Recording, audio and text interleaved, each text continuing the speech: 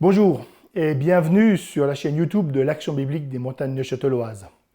Tout au long de l'été, l'Assemblée chrétienne et l'Action biblique des montagnes neuchâteloises vous accueillent chaque dimanche dans les locaux de l'Action biblique dès 9h30.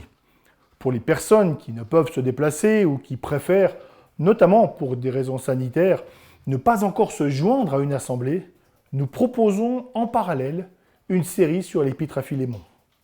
Nous croyons que le peuple de Dieu a besoin d'être nourri de la parole de Dieu et que la prédication, lors du culte, fait partie des moyens de grâce donnés par Dieu pour la croissance spirituelle de son Église. Ces 5 prédications ont été prêchées en mai et en juin dernier par Pascal Denot, pasteur de l'Église évangélique de Saint-Jérôme, et Guillaume Bourrin, pasteur de l'Église réformée baptiste de la Trinité à Montréal, 2 églises québécoises. Chaque dimanche, du 5 juillet au 2 août, il sera donc possible de suivre cette série de prédications sur notre chaîne, avec bien sûr la possibilité de voir ou de revoir les prédications des semaines précédentes. Pour cette première prédication, nous vous proposons une introduction à la lettre. L'Épître à Philémon est une toute petite lettre, mais elle soulève des questions importantes. Et dans cette prédication qui présente cet épître, nous sommes invités à réfléchir sur 2 choses. Premièrement, quel est l'impact de l'Évangile dans notre vie? Deuxièmement, quel est l'impact de notre foi dans le monde? Alors je vous souhaite une bonne écoute, active, que l'Esprit de Dieu soit à l'œuvre en vous et rende cette parole vivante et concrète dans votre vie.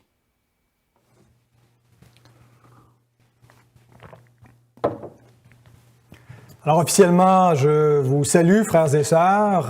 Je vous remercie de vous connecter. Ça fait plaisir de savoir que je prêche pas seulement à une caméra, mais de savoir qu'il y a des yeux et des oreilles de l'autre côté de l'écran qui sont présents pour écouter la parole de Dieu. Alors je vous imagine partout à la maison, dans votre salon, en pyjama et en robe de chambre, alors que je suis avec mon nœud papillon et mon complet.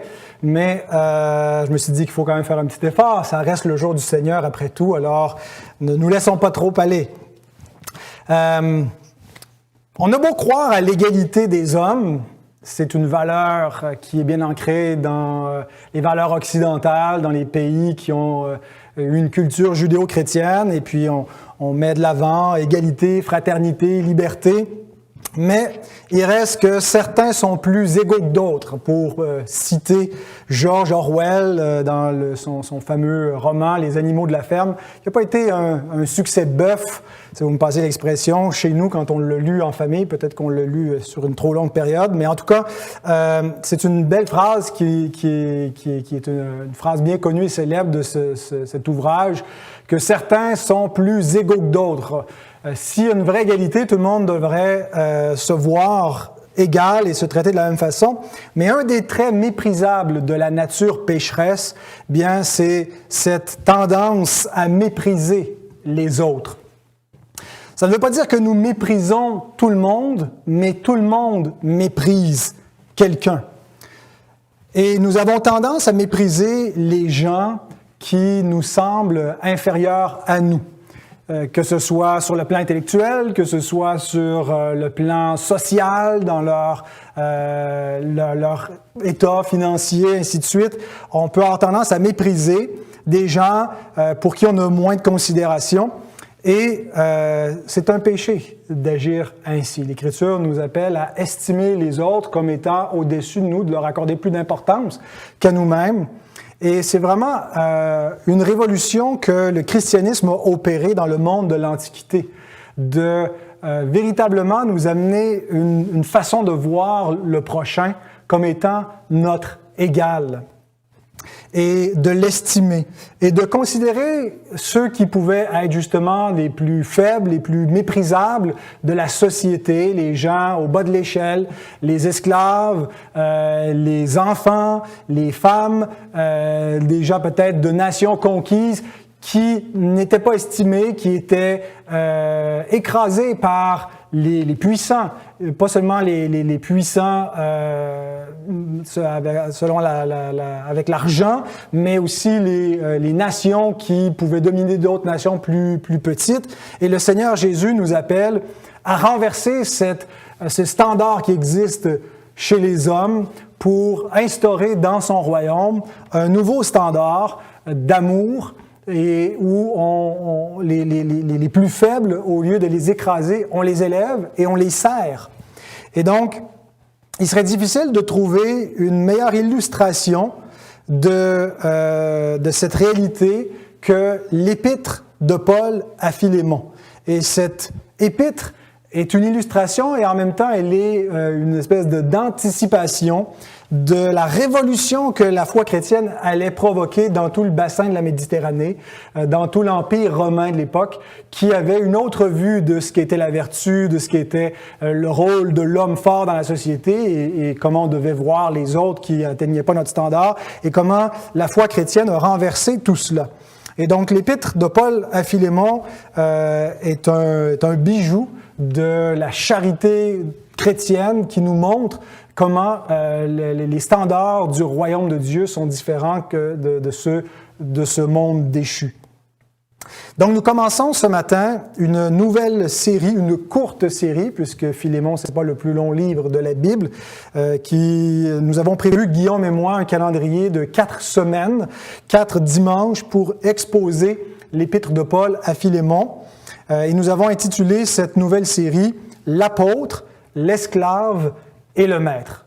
Alors peut-être que j'ai été influencé parce que récemment j'avais écouté le bon, la brute et le truand et c'est possible que ça allait influencer le choix de ce titre, mais cette fois donc l'apôtre, l'esclave et le maître. Et ici un petit jeu de mots avec le maître puisque nous l'avons à l'écrit mis avec une majuscule. Alors est-ce qu'on parle de Philémon, le maître, ou du maître dans le ciel? Alors c'est intentionnel qu'il y ait une double référence puisque c'est vraiment cette référence au maître dans le ciel qui vient être en arrière-plan partout dans cette épître. Donc ce matin, je vous propose de lire les versets 1 à 7. C'est ce que je vais exposer pour aujourd'hui. Alors, on aurait pu lire l'épître dans son entièreté, mais on va se concentrer seulement sur les 7 premiers versets, après quoi je vais demander au Seigneur de bénir l'exposition de sa parole. Paul, prisonnier de Jésus-Christ, et le frère Timothée, à Philémon, notre bien-aimé et notre compagnon d'œuvre, à la sœur Aphia, à Archippe, notre compagnon de combat, et à l'Église qui est dans ta maison. Que la grâce et la paix vous soient données de la part de Dieu notre Père et du Seigneur Jésus-Christ. Je rends continuellement grâce à mon Dieu, faisant mention de toi dans mes prières, parce que je suis informé de la foi que tu as au Seigneur Jésus et de ton amour pour tous les saints. Je lui demande que ta participation à la foi soit efficace pour la cause de Christ, en faisant reconnaître en nous, parce que j'ai sauté une ligne, là, je suis un peu perdu, je recommence au verset 6. Je lui demande que ta participation à la foi soit efficace pour la cause de Christ, en faisant reconnaître en nous toute espèce de bien. J'ai, en effet, éprouvé beaucoup de joie et de consolation au sujet de ton amour, car par toi, frère, le cœur des saints a été tranquillisé. Demandons à notre Seigneur de bénir l'exposition de sa parole. Notre Dieu, nous sommes reconnaissants pour les Écritures que nous possédons, par lesquelles nous pouvons te connaître parce que tu te révèles par cette Écriture. C'est ta parole, c'est toi qui as parlé, c'est ton esprit qui a inspiré les mots de la Bible. Et notre Dieu, merci de l'avoir fait. Merci de ce que tu as voulu que nous te connaissions. Seigneur, nous voyons dans cette belle épître les standards de ton royaume que nous devons apprendre à mettre en pratique, puisque comme Jésus, nous non plus, notre royaume n'est pas de ce monde. Nous appartenons à un autre royaume, nous servons un autre roi, un autre empereur que les rois et les empereurs de ce monde. Nous vivons selon d'autres standards. Et nous te louons pour cette belle épître à Philémon qui nous montre comment vivre dans le présent siècle mauvais selon les principes du siècle à venir.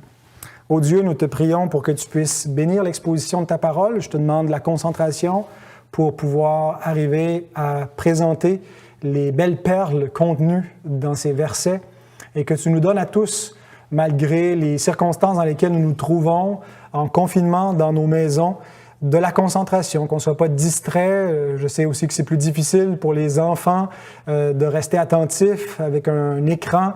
Et je te demande, Seigneur, que tu donnes aux enfants comme aux parents et à toute personne d'avoir une attention captive à l'obéissance de ta parole. Et toutes ces choses, je te les demande au nom de Jésus-Christ. Amen.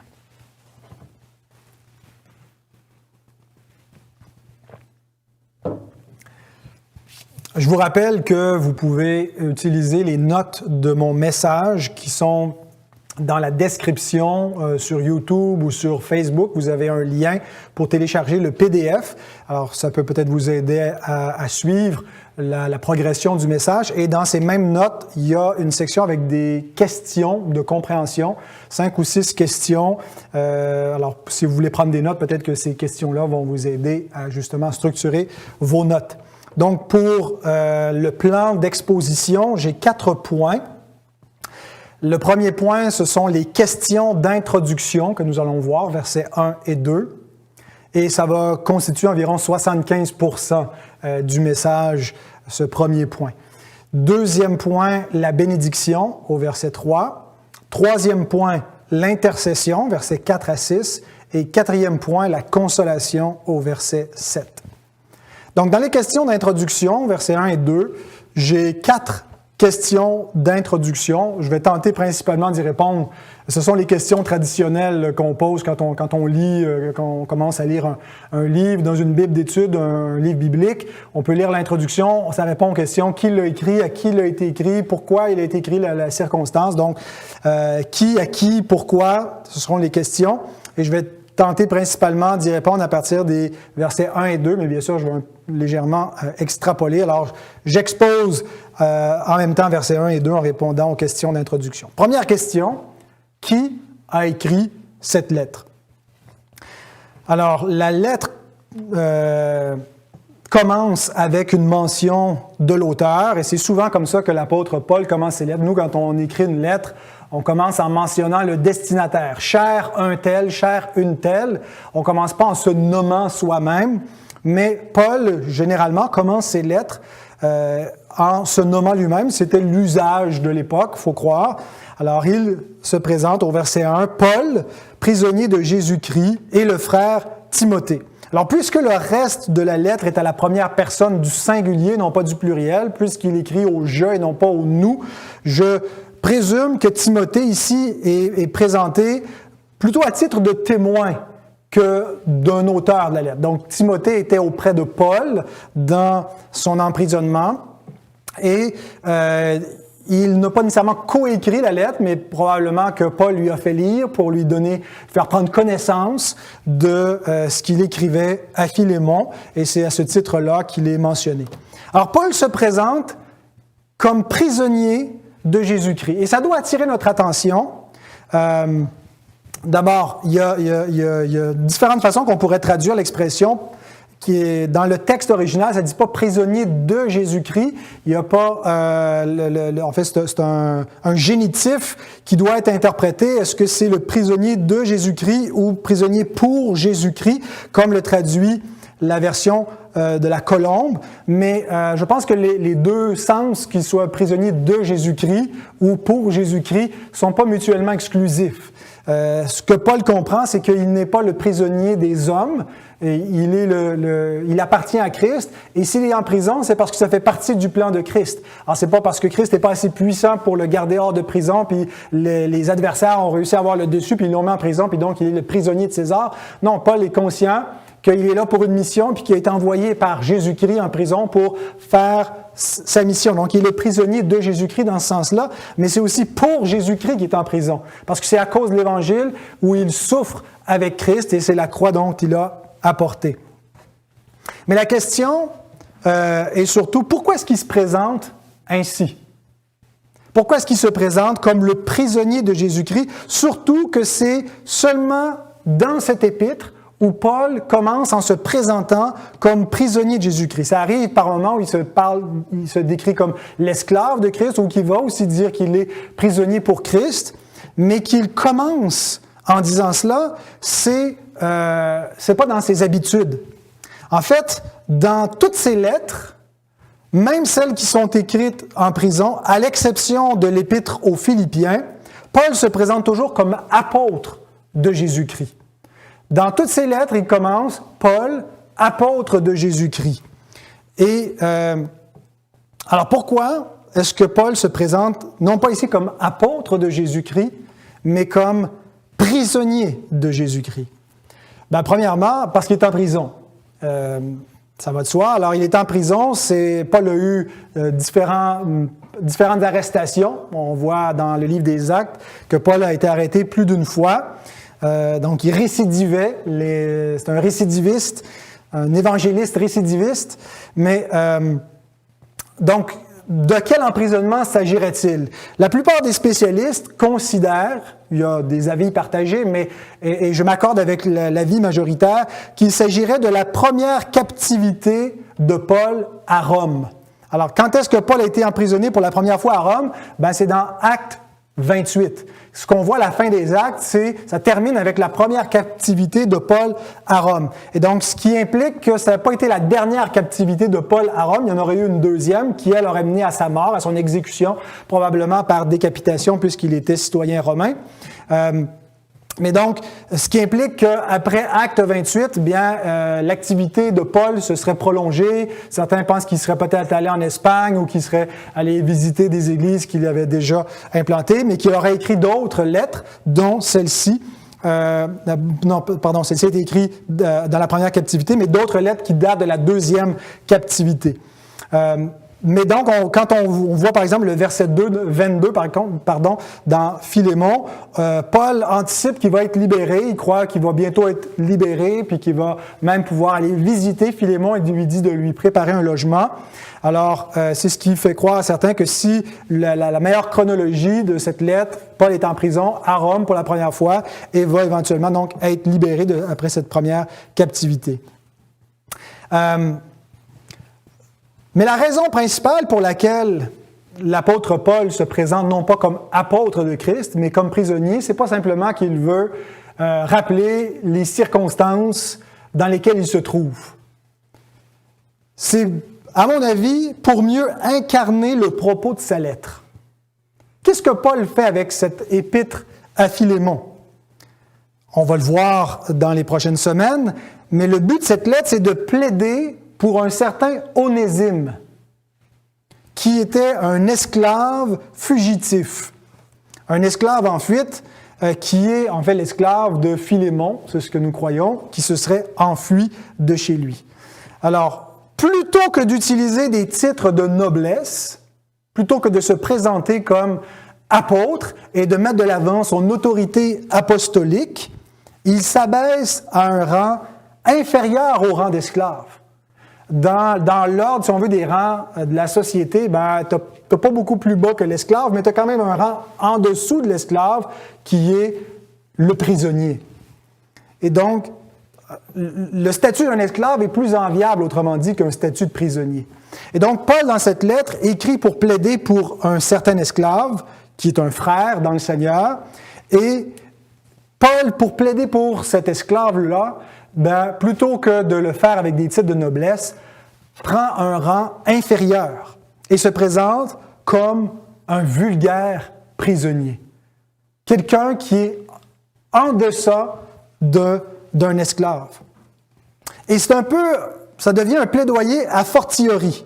Parce que plus loin dans son épître, il va le dire à Philémon, « Si tu m'estimes comme ton ami, moi, un vulgaire prisonnier, qui plus est un vieillard, à combien plus forte raison tu devrais estimer le frère Onésime, qui est peut-être un esclave, mais si tu ne me vois pas seulement comme un vulgaire prisonnier, parce que tu me vois comme un frère, ben tu dois appliquer le même critère à Onésime. » Donc, je pense que d'entrée de scène, Paul se présente ainsi comme un prisonnier parce que ça va contribuer à son plaidoyer.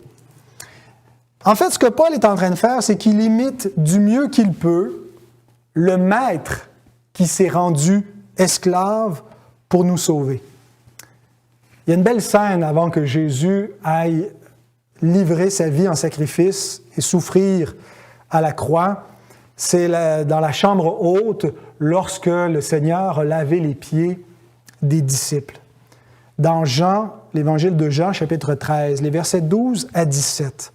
Et Jésus nous donne une leçon. Il y aurait beaucoup de textes qui auraient pu servir aux propos que je veux illustrer de ce que Paul fait pour imiter son Seigneur, mais je trouve que ce texte-là le fait parfaitement puisqu'il prend celui qui est le maître par excellence, celui qui a toute la noblesse, la dignité, la gloire et qui s'est abaissé au rang de l'esclave. Jean 13, 12 à 17. Après qu'il leur eut lavé les pieds et qu'il eut pris ses vêtements, il se remit à table et leur dit, « Comprenez-vous ce que je vous ai fait? Vous m'appelez Maître et Seigneur, et vous dites bien, car je le suis. Si donc je vous ai lavé les pieds, moi, le Seigneur et le Maître, vous devez aussi vous laver les pieds les uns aux autres. Car je vous ai donné un exemple, afin que vous fassiez comme je vous ai fait. En vérité, je vous le dis, le serviteur n'est pas plus grand que son Seigneur, ni l'apôtre plus grand que celui qui l'a envoyé. Si vous savez ces choses, vous êtes heureux, pourvu que vous les pratiquiez. » Frères et sœurs, j'ai l'assurance que nous allons tous dire Amen à ce message et à cette série sur Philémon et sur le fait qu'il ne faut pas établir cette espèce de distinction qui existe dans le monde entre les maîtres et les esclaves. Mais lorsque vient le temps dans la pratique, nous continuons à faire ces distinctions selon la chair, où on s'élève par-dessus des hommes et où on méprise ceux qu'on considère méprisables et inférieurs à nous, et on fait des distinctions de personnes. Et notre Seigneur nous dit qu'on est heureux, pas juste si on comprend la doctrine chrétienne, la charité chrétienne, l'égalité au sein de la fraternité chrétienne, mais si ça a un impact pratique. Et c'est ce que Paul fait ici. Donc, qui est l'auteur de cet épître? Paul, prisonnier de Jésus-Christ. Et donc, il essaie de pratiquer ce que son maître lui enseigne, de s'abaisser pour élever les autres. Sommes-nous prêts à nous abaisser ainsi pour élever les autres? Sommes-nous capables de nous abaisser pour élever les autres? Deuxième question d'introduction, qui sont les destinataires de cette lettre? Donc, après la question qui l'a écrit, à qui elle est écrite? Et les versets 1 et 2 nous donnent la réponse. Donc, relisons.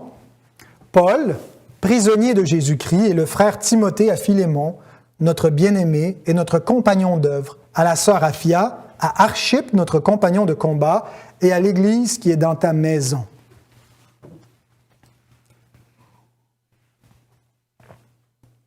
Donc, vous voyez qu'il y a quelques destinataires. Bien que dans nos Bibles, ça dise l'épître de Paul à Philémon, bien, elle n'est pas adressée qu'à Philémon. Alors, regardons qui sont les personnes mentionnées. On a d'abord Philémon, qui est le principal destinataire. Et lorsque Paul, par la suite, parle non pas à la deuxième personne du pluriel, mais à la deuxième personne du singulier dans le reste de l'épître, il parle à vous, à part vers la fin dans ses salutations finales et bénédictions, où là, il désigne la communauté. Son argument est dirigé vers Philémon, d'un bout à l'autre. Alors, même si... donc, je mentionne qu'il y a plusieurs destinataires, c'est surtout lui qui est concerné. C'est la seule mention du nom Philémon qu'on retrouve dans le Nouveau Testament. C'est au verset 2, au verset 1, qu'il est mentionné. C'est seulement ici qu'il est mentionné. Le verset 19, dans cet épître, nous laisse entendre qu'il se serait converti sous le ministère de l'apôtre Paul, qu'il se doit à lui et qu'il serait devenu un collaborateur. Comment est-ce qu'il a collaboré? Est-ce qu'il avait des dons pour prêcher l'Évangile ou est-ce que c'est en soutenant le ministère de la prédication, ce qui semble être une possibilité très probable puisque manifestement c'est un homme aisé. Il est probablement même assez riche parce qu'il possède une maison qui peut accueillir l'Église. Donc, les réunions de l'Église se font dans sa maison. C'est ce qu'on peut lire au verset 2.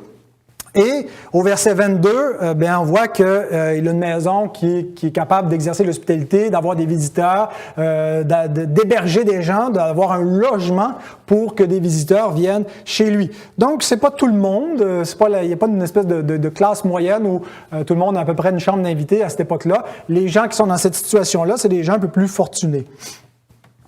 Une autre indication que Philémon devait être plutôt dans une situation financière aisée, c'est qu'il possède des serviteurs, des domestiques, pour ne pas dire des esclaves. Et une autre chose que nous savons sur Philémon, c'est qu'il est membre de l'Église de Colosse. Eh bien, je vais donner les indices de cela un petit peu plus loin. D'abord, je devrais présenter les autres personnes qui sont mentionnées. Après Philémon, on a une sœur dénommée Aphia ou Appia, dépendamment des traductions, qui est mentionnée. Donc, c'est une chrétienne.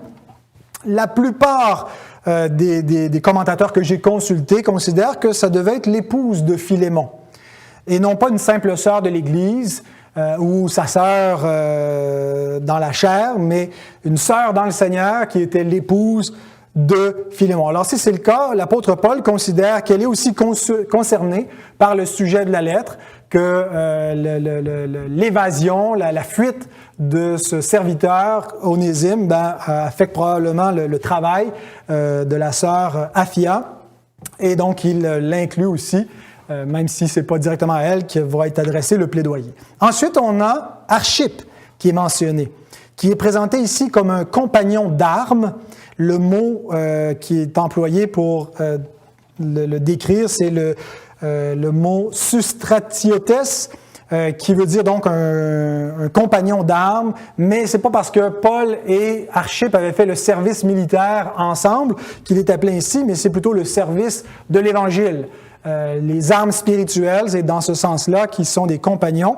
Et il y a un lexique, pas un lexique, mais un outil d'exégèse que j'utilise qui nous donnait la définition suivante du mot qui est employé qui est traduit en français par compagnon de combat, qui nous dit ceci, c'est Cléon Rogers qui écrit « Quelqu'un qui s'engage dans les mêmes conflits, qui fait face aux mêmes dangers, qui lutte pour les mêmes buts et qui demeure loyal, refusant de déserter son poste, peu importe les conséquences auxquelles il peut faire face. » Alors, bien-aimés, nous avons besoin dans le ministère des archippes, des gens comme ça, loyaux, qui vont lutter jusqu'au bout avec nous.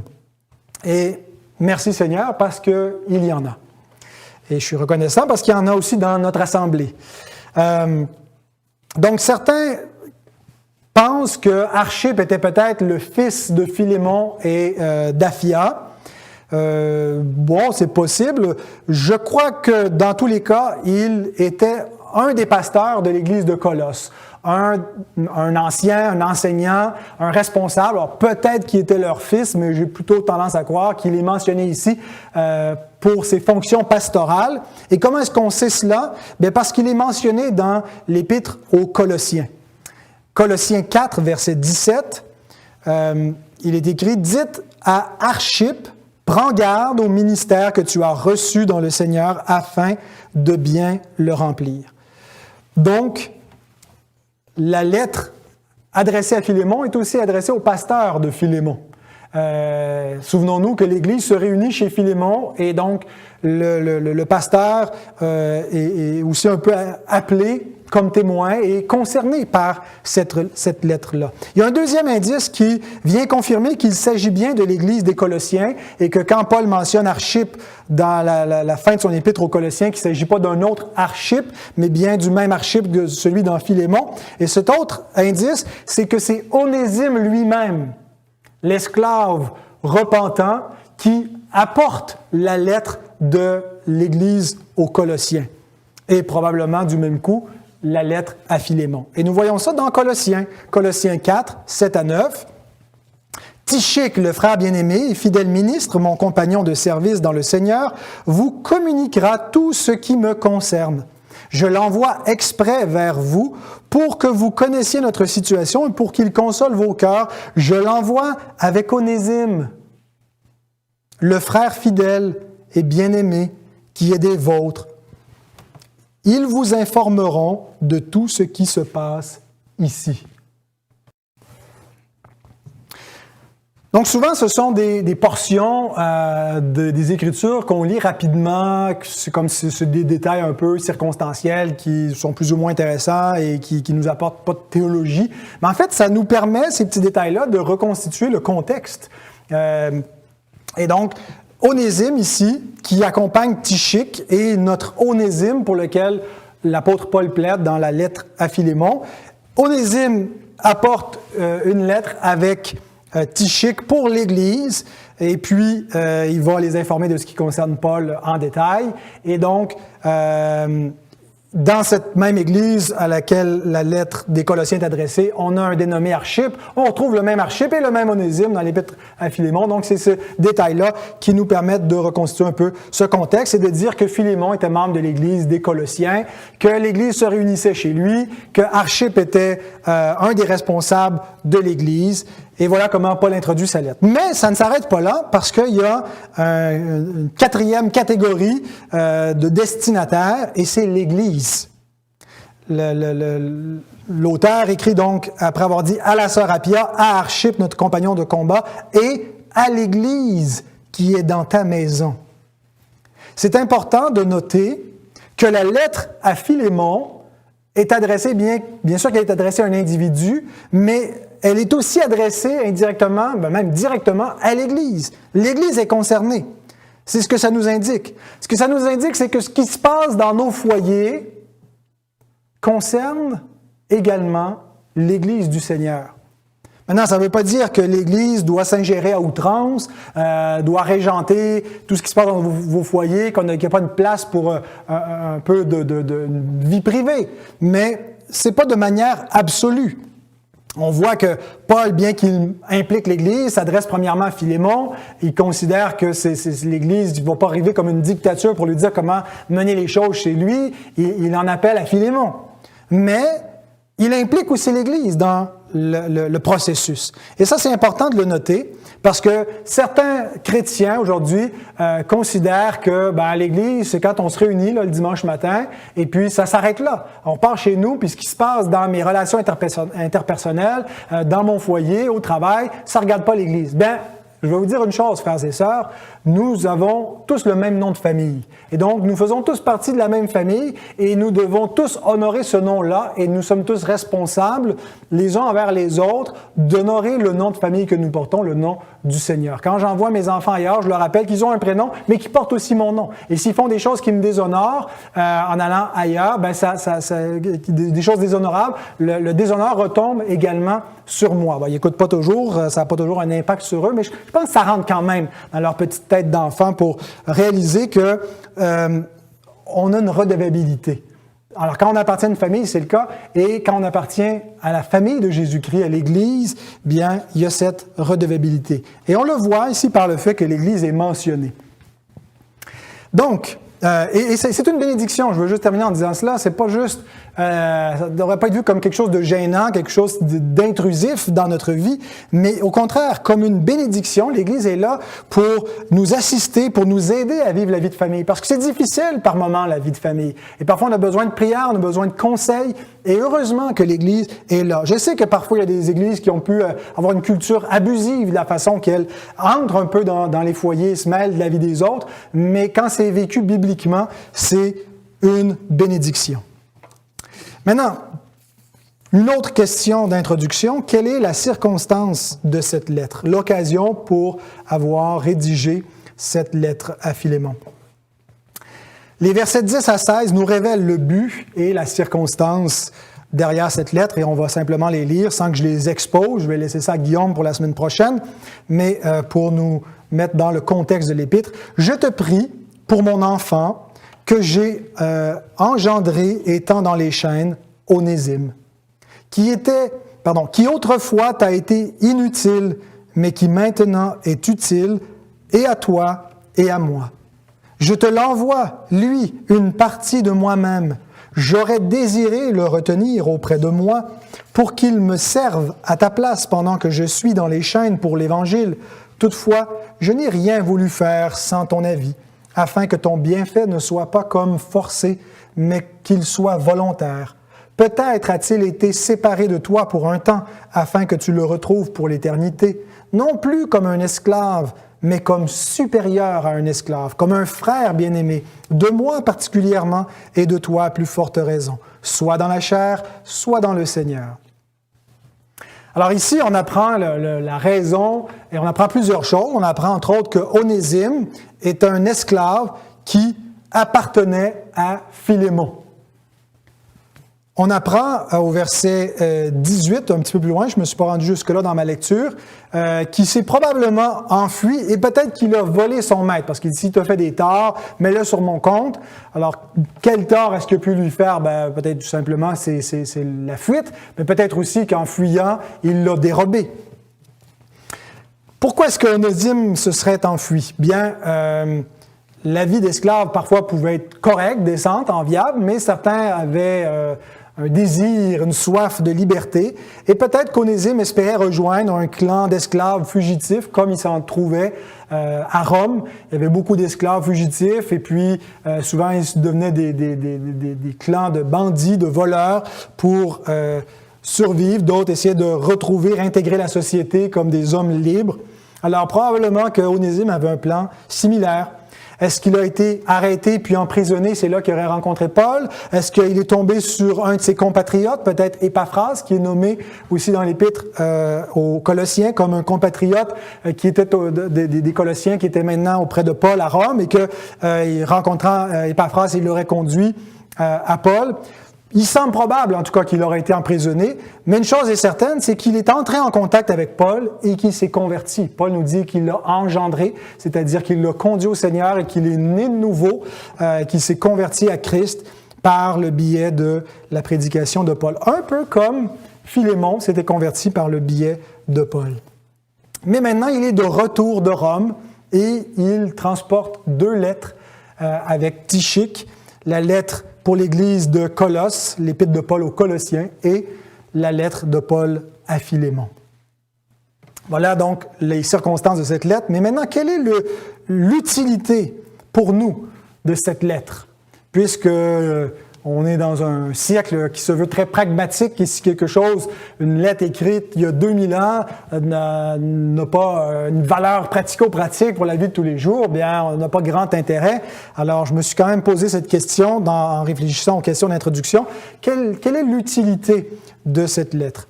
Bien, je voudrais dire brièvement trois utilités. Elle nous instruit sur les relations dans le royaume et en particulier comment vivre et appliquer le pardon. Et ça va être notre frère Guillaume qui va développer.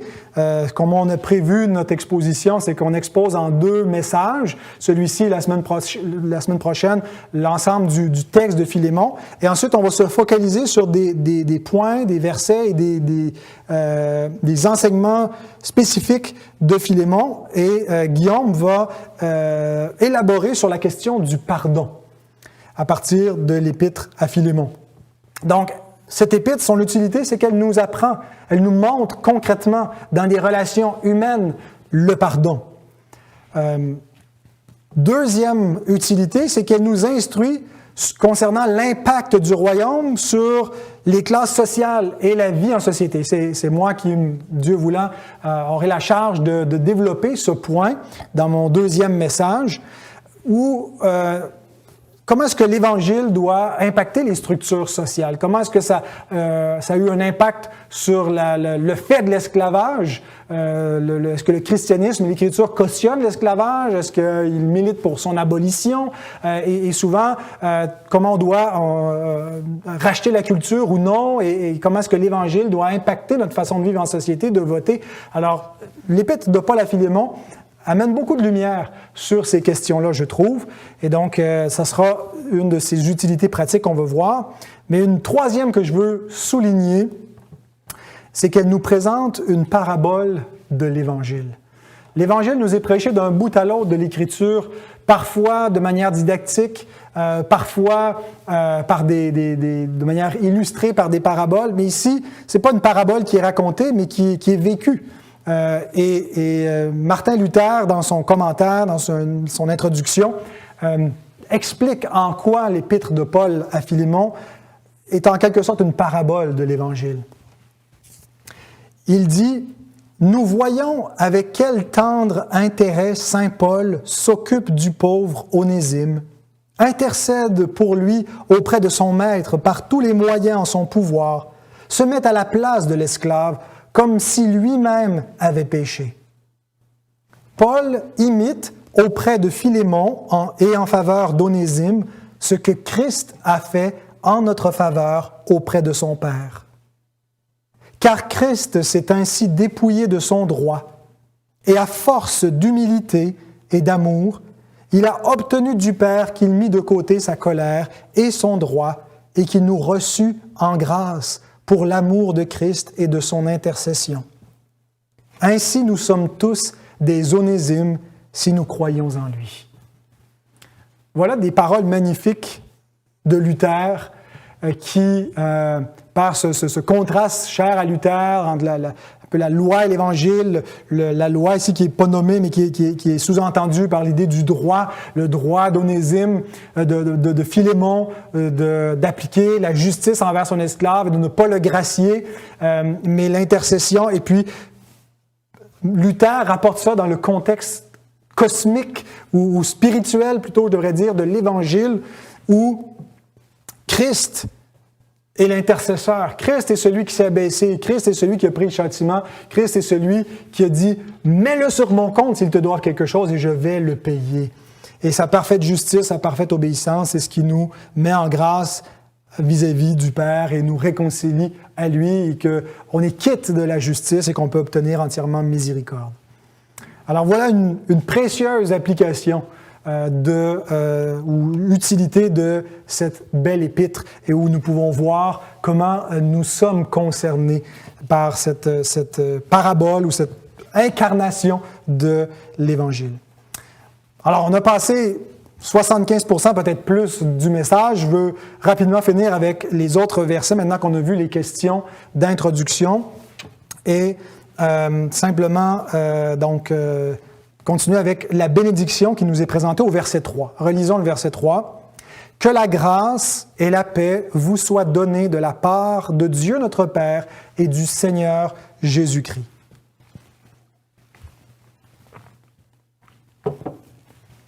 Donc ici, l'apôtre Paul adresse cette bénédiction pas exclusivement à Philémon, mais à toute l'Église. Il parle au « vous ».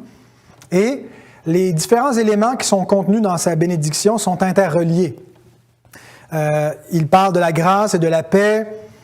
Il n'y a pas de paix sans grâce. La paix avec Dieu, le fait qu'on n'est plus sous sa condamnation et qu'on est dans sa bonne grâce, ou qu'on est en paix avec lui, qu'il n'y a plus de guerre, bien, ça vient par la grâce. Ça ne vient pas comme quelque chose. La paix ne peut pas s'acheter, ne peut pas s'acquérir par nous-mêmes.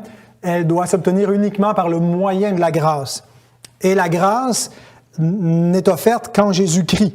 L'apôtre Paul n'envisage pas une bénédiction où il prononcerait la paix en dehors de la grâce, puis il ne peut pas envisager que la grâce de Dieu soit offerte en dehors de Christ.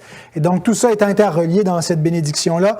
Donc, quand on dit aux hommes que Dieu les bénisse, ce qu'on leur souhaite, c'est qu'ils se tournent vers Christ, parce qu'il n'y a pas de bénédiction de Dieu en dehors de Christ. Et donc, lorsqu'on prononce la bénédiction, quand on lit ces bénédictions, quand on commence un culte ou qu'on termine un culte en prononçant la bénédiction de Dieu, on proclame en quelque sorte l'Évangile sur ceux qui croient. Mais je pense que dans cette bénédiction de Paul, il y a aussi une application pratique. C'est-à-dire qu'il n'y a pas seulement en vue la paix avec Dieu, mais la paix au sein même de l'Église. Que l'Église puisse vivre en paix et puisse connaître l'abondance de la grâce dans sa marche avec Dieu et les uns avec les autres. Et donc, de la paix avec Dieu découle la paix de l'Église. L'Église peut être en paix entre ses membres parce que nous sommes en paix avec celui qui nous a réconciliés avec lui-même. Et ça, c'est un point qui revient assez souvent dans les épîtres.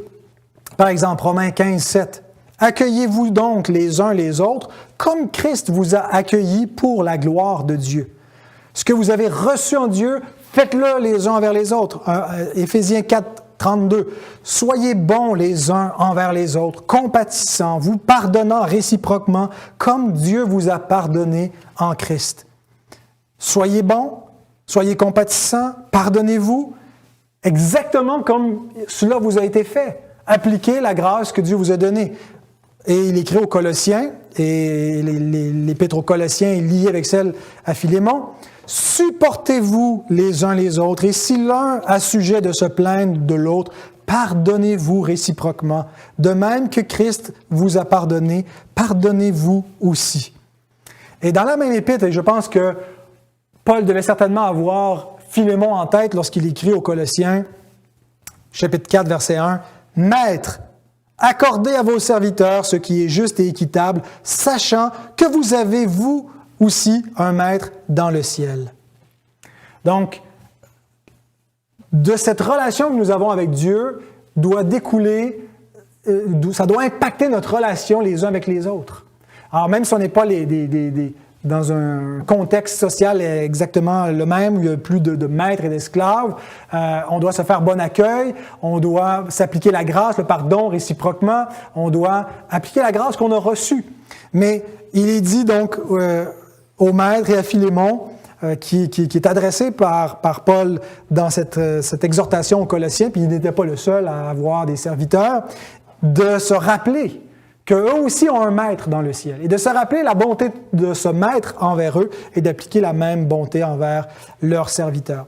Donc, on voit un peu tout ça dans cette bénédiction, que de la grâce que nous avons avec Dieu, ça impacte notre relation que nous avons les uns avec les autres. Troisième point, l'intercession, versets 4 à 6. Relisons. « Je rends continuellement grâce à mon Dieu en faisant mention de toi dans mes prières, parce que je suis informé de la foi que tu as au Seigneur Jésus et de ton amour pour tous les saints. Je lui demande que ta participation à la foi soit efficace pour la cause de Christ, en faisant reconnaître en nous toute espèce de bien. » Donc, le sens du verset 4, c'est pas qu'il prie constamment pour Philémon, en rendant grâce à journée longue, qui n'est pas capable d'arrêter de prier pour Philémon. C'est un peu parfois l'impression qu'on a quand on lit prier sans cesse, ou ici, je rends continuellement grâce, que tous les jours, puis on se dit, bon, probablement qu'il ne faisait pas ça, mais que c'était juste une façon de parler. Mais en fait, la façon de comprendre le verset 4, je pense que c'est que chaque fois que Paul mentionne Philémon, chaque fois que je fais mention de toi dans mes prières, c'est pour rendre grâce. C'est continuellement, chaque fois que Philémon lui vient en tête, qu'il prie pour les Colossiens, qu'il prie spécifiquement pour Philémon, il rend grâce à Dieu pour Philémon. Donc, certains frères sont un sujet d'intercession, tandis que d'autres sont un sujet de bénédiction. Bon, tous les frères sont une bénédiction, là, je ne vise pas personne, mais certains sont davantage une préoccupation peut-être, mais Philémon était une bénédiction. Il allégeait le cœur de Paul et chaque fois donc qu'il priait, il rendait grâce à Dieu pour Philémon. Et le verset 5 vient nous dire pourquoi est-ce que Philémon était un tel sujet de bénédiction pour Paul. Alors le verset 5 nous dit « Parce que je suis informé de la foi que tu as au Seigneur Jésus et de ton amour pour tous les saints. » Ça, c'est la traduction de Louis II qui applique la foi envers Jésus et l'amour envers les saints. Mais dans le texte original, c'est pas séparé comme ça, où on a la foi envers Jésus puis l'amour envers les saints. En fait, Darby a traduit un peu plus littéralement, et je vous montre ce que ça donne dans le grec. Pourquoi est-ce que Paul rend grâce à chaque fois qu'il prie pour Philémon? Pourquoi est-ce qu'il rend grâce? Apprenant l'amour et la foi que tu as envers le Seigneur Jésus et pour tous les saints. Donc, de la foi et de l'amour qu'on a envers Jésus découle l'amour envers les saints. Mais maintenant, pourquoi est-ce que Louis II a départagé la foi envers Jésus, l'amour envers les saints? C'est pas qu'il n'aime pas Jésus, mais c'est parce que si tu mets les deux ensemble, foi et amour envers Jésus et envers les saints, ben il n'a pas la foi envers les saints. Donc, ça serait plus logique de dire qu'il a la foi et l'amour envers Jésus, mais seulement l'amour envers les saints. Sauf que le mot foi, c'est le mot pistis en grec, et il veut aussi dire fidélité. En anglais, quand on parle de quelqu'un qui a la foi, faith, un croyant, c'est quelqu'un qui est on va dire un believer, mais c'est un faithful, quelqu'un qui est rempli de foi. Et faithful, c'est fidèle. Ben, l'anglais donne un peu le sens aussi qu'on a en grec, que foi et fidélité, ça va de pair. Avoir la foi envers Jésus, c'est être accroché à Jésus, c'est être fidèle envers Jésus. On ne peut pas avoir la foi sans lui être fidèle. Et donc, sans avoir la foi dans les saints, ben, on peut être fidèle aux saints. Et donc, il y a un double sens du mot pistis, et donc qui peut s'appliquer à la fois pour notre Sauveur et pour les sauvés. On est fidèle envers lui parce qu'on croit en lui puis on l'aime, et de cette confiance en lui et de cette fidélité envers lui et de cet amour pour lui, bien découle un amour envers l'Église. Les gens qui disent qu'ils aiment le Seigneur mais qui n'aiment pas l'Église se trompent. On ne peut pas aimer la tête sans aimer le corps. On ne peut pas aimer l'époux sans aimer l'épouse. On ne peut pas aimer Christ sans aimer l'Église.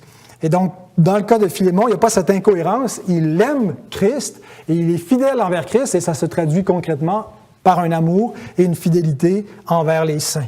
Alors voilà ce qui rend un pasteur heureux, voilà ce qui rend Paul heureux, de voir l'amour de ses fidèles envers le Seigneur et envers l'Église.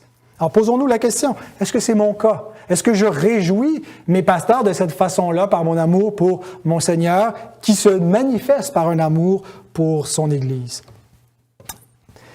Mais après les actions de grâce, Paul ne fait pas que rendre grâce, il intercède aussi pour Philémon. Il prie des choses spécifiques et il nous donne sa prière au verset 6. « Je lui demande que ta participation à la foi soit efficace pour la cause de Christ, en faisant reconnaître en nous toute espèce de bien. » C'est un verset difficile dans le texte grec original. Qu'est-ce que ça veut dire exactement là, si on lit ça? « Je lui demande que ta participation à la foi soit efficace pour la cause de Christ, en faisant reconnaître en nous toute espèce de bien. » Bien, il y a une autre traduction qui est celle de la version Sommer, qui est une traduction / interprétation, je l'entends, mais je suis assez d'accord avec leur façon d'interpréter ce verset en le traduisant, et donc je vous livre la version Sommer qui traduit ainsi le verset 6. « Je demande à Dieu que la solidarité qui nous unit à cause de ta foi », donc ce que Louis II a traduit par « ta participation à la foi », c'est l'expression « koinonia tes pisteos », ta communion, koinonia, dans la foi. Donc ta participation à la foi, ici, c'est plutôt l'idée que nous sommes en communion, nous sommes en koinonia, nous sommes solidaires, unis dans une même foi, et bien que cela se traduise en actes et qu'ainsi tout le bien que nous t'aurons amené à faire pour le Christ soit rendu manifeste. Donc que l'œuvre apostolique puisse porter un fruit et qu'il soit manifeste, que le travail des apôtres soit manifeste dans la vie de Philémon. Autrement dit, il prie pour que Philémon ne se relâche pas, et non seulement qu'il ne se relâche pas, mais qu'il aille plus loin encore, parce que Paul s'apprête à lui faire une grande demande. Et la demande, c'est ce qu'on va voir à partir du verset 8 jusqu'à la fin de l'Épître, où Paul plaide, où il l'amène plus loin que son simple droit, de dépasser le droit romain pour parler du droit chrétien, ou plutôt du devoir chrétien. Et donc, il veut que ce fruit soit manifeste et que l'obéissance de Philémon porte donc ce fruit-là. Et on termine avec le verset 7, le 4e point qui est la consolation. Donc avant de formuler sa demande, avant d'arriver au verset 8 et où il commence à lui dire ce qu'il attend de lui exactement, il complimente Philémon, mais en donnant un petit peu comme ce qui lui donne l'assurance, ce qui lui donne un peu une garantie que Philémon va bien accueillir sa demande, c'est à cause de ce que Philémon a pu faire dans le passé. Et on lit au verset 7, « J'ai en effet éprouvé beaucoup de joie et de consolation au sujet de ton amour, car par toi, frère, le cœur des saints a été tranquillisé. » Paul est confiant en écrivant à Philémon parce qu'il sait qu'il parle à quelqu'un qui a un cœur tendre.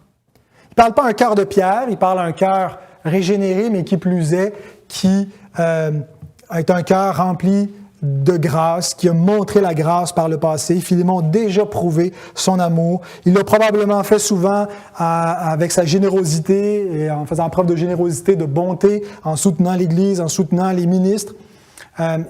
Mais ce que Paul souligne ici, c'est l'effet que ça a produit sur les autres frères et sœurs. Quels sont les effets d'un Philémon au sein d'une Église? Le cœur des saints a été tranquillisé. Le verbe tranquilliser, anapao, qui veut dire faire cesser, arrêter, suspendre. Comme l'hiver vient cesser, arrêter, suspendre le travail des ouvriers. Mais ce sens-là premier a donné le sens de faire se reposer. Quelque chose qui fait cesser, mais qui amène finalement à un repos, qui fait cesser les inquiétudes. Et c'est le sens ici que tu as fait cesser toute forme d'inquiétude, de soulager de tous les fardeaux qui peuvent peser sur le cœur des frères, des sœurs, par ton amour, par tes gestes, par ta générosité. Donc, il y a certaines personnes qui peuvent nous donner du souci, d'autres du repos. Et nous devons chercher, frères et sœurs, à imiter ceux qui imitent Christ, à être des Philémons, à porter le regard sur ceux qui portent le regard sur les modèles et qui essaient de les incarner. Philémon portait le regard sur les apôtres qui portaient le regard sur le Seigneur. Il voulait être semblable à son Seigneur. Et par sa vie où Christ est formé en lui, il ressemble à Christ et ça venait tranquilliser le cœur des saints. Cherchons à être semblables à cela, à ne pas donner du souci aux autres, mais du repos. Alors, la semaine prochaine, notre frère Guillaume, Dieu voulant, va nous exposer le reste de cet épître avant qu'on entre pour se focaliser sur la question peut-être plus spécifique de l'esclavage et du pardon ou de la justice sociale et l'Évangile et l'application du pardon et les relations. Mais cette semaine et aujourd'hui, prions pour mettre en pratique ce que nous avons vu dans cette Écriture sainte. Donc, je vous donne cinq points à noter pour mettre dans votre carnet de prière et des points à plaider, à demander à Dieu d'appliquer sa parole. D'abord, que nous puissions nous voir comme d'humbles serviteurs de Christ. Paul se présente comme un prisonnier de Christ.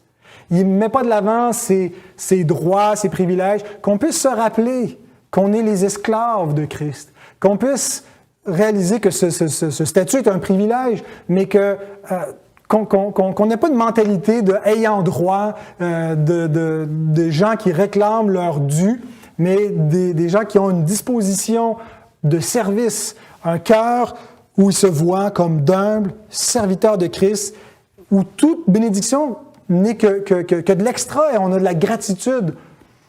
Deuxième point pour notre prière, intégrons le caractère et la vertu d'un Archippe, d'un Philémon, ce qui nous est donné de présenter de ces hommes qui sont des fidèles, des compagnons d'œuvre, qui sont solidaires, qui ne sont pas juste des gens qui fréquentent un peu superficiellement la vie d'Église, qui donnent le change qui est dans leur poche, mais des gens qui prennent une part active, qui participent à la vie d'Église, qui considèrent que le royaume, c'est une priorité.